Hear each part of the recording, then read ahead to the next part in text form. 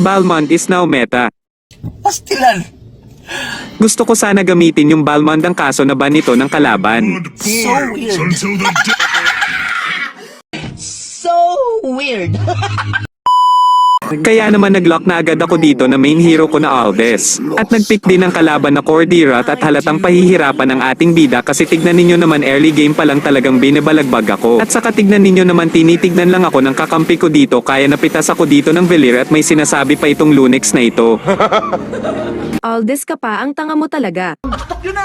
Ikaw ba naman nakatayo lang at ayaw tumulong at sino naman pogi hindi maaasar dyan?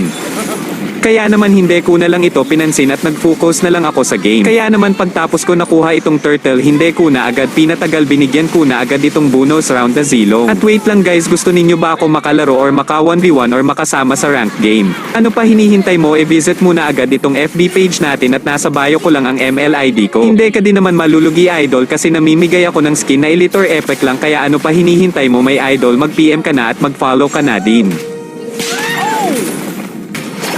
At ito na mga sumunod na nangyari, sana ay mag-enjoy kayo. Salamat.